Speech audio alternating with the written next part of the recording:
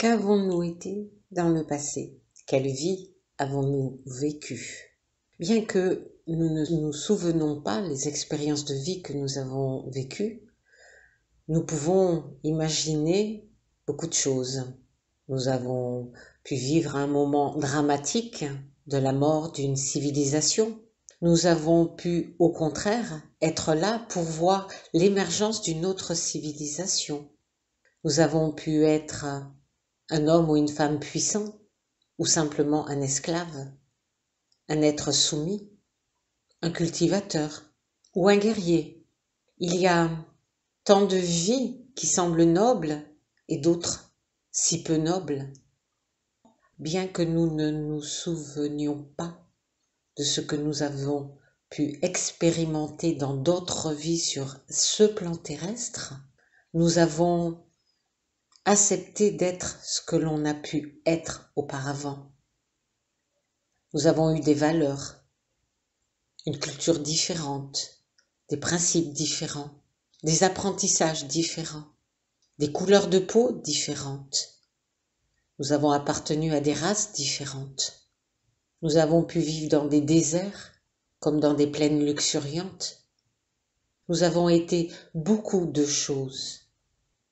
Et ce beaucoup de choses fait que nous ne pouvons pas renier ce que nous avons été, ni ce que nous sommes aujourd'hui. Nous avons accepté des valeurs lors de nos vies précédentes. Et ces valeurs-là ont consolidé des peuples, ont permis d'instaurer des lois, ont permis à des êtres de vivre en collectivité, de mettre des moyens ensemble, ont forgé des sociétés. Les valeurs, c'était important et c'est encore important de nos jours. Qui n'a pas de valeurs? Qui n'a pas de valeurs issues de sa culture familiale, issues de l'éducation scolaire, des valeurs issues du pays dans lequel il vit, de la société dans laquelle il est, du travail qu'il fait? Qui ne s'est pas mobilisé pour ces valeurs, pour les conserver, quitte à prendre des armes, quitte à mettre bas celui qui n'a pas les mêmes valeurs que lui? Et quand tout un pays est derrière ces valeurs, il y a une grande force. Et cette grande force peut aller très loin. Elle peut aller faire la guerre à celui qui n'a pas les mêmes valeurs que lui, ou qui veut instaurer d'autres valeurs dans son pays. C'est important. Cela fait partie de ce qu'on est. C'est la reconnaissance entre moi et celui qui vit à côté de moi. Je te reconnais parce que nous portons les mêmes valeurs. Nous portons les mêmes éducations. Nous sommes dans le même pays. Nous vivons de la même manière. Et nous acceptons les mêmes lois. Et puis un jour arrivent d'autres personnes dans ce pays que nous accueillons, qui viennent d'ailleurs, qui n'ont pas les mêmes valeurs, qui ne vivaient pas sous les mêmes lois, et qui veulent, pourquoi pas, imposer ce qu'ils étaient, ce qu'ils sont. Ils ne veulent pas devenir ce que nous sommes.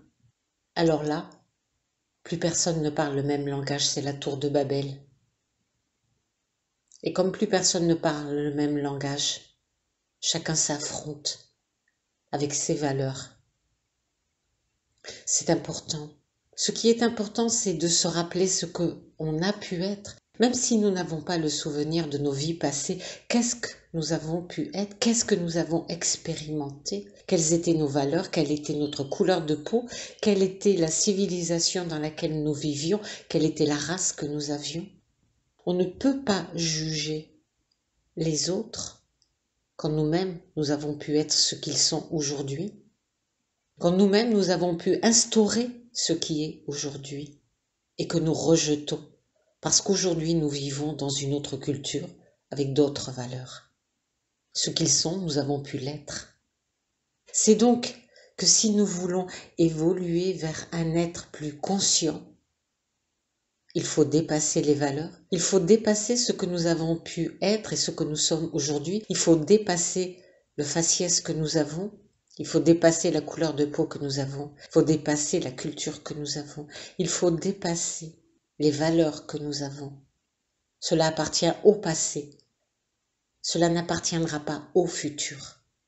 Alors, si nous n'avons plus de valeur, si nous ne considérons plus notre pays comme étant la valeur assurée de l'espace où je vis, ce que je dois protéger, comment pourrons-nous construire une société cohérente qui collectivement puisse vivre ensemble?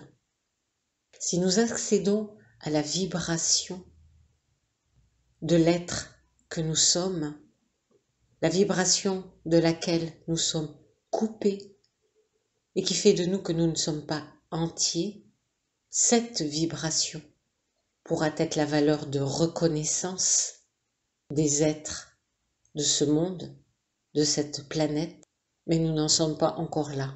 Nous avons du chemin à parcourir et le premier chemin à parcourir pour l'être conscient, c'est de ne plus entrer dans le jeu des valeurs, de la reconnaissance de celui que l'on est à travers un faciès, à travers un moule dans lequel nous avons été formatés, à travers des formes.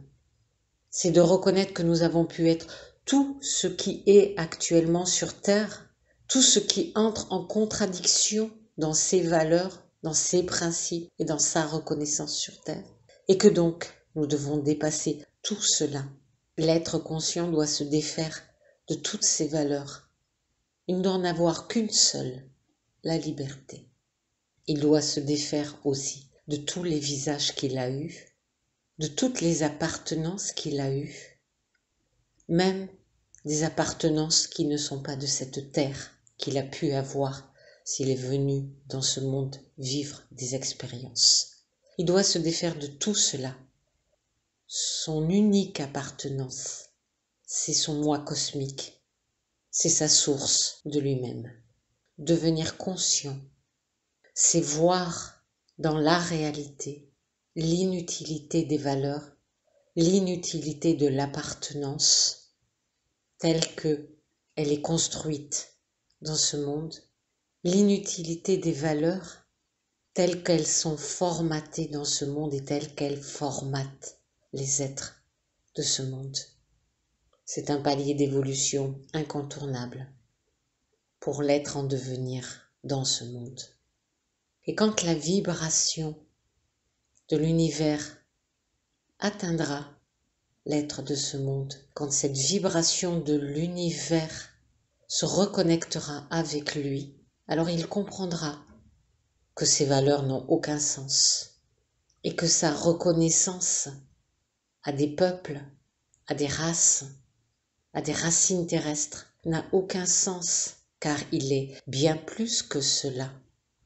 Il est un être cosmique, immortel, créateur.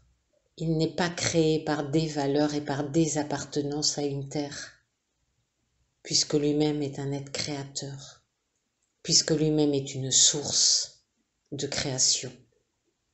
Et une source de création est une source libre de toute attache, de toute valeur, de toute convenance, de toute terre. C'est un être cosmique. C'est cela que doit penser l'homme pour avancer. C'est cela qu'il doit voir devant lui, sur son chemin, pour retrouver sa source créatrice de lui-même.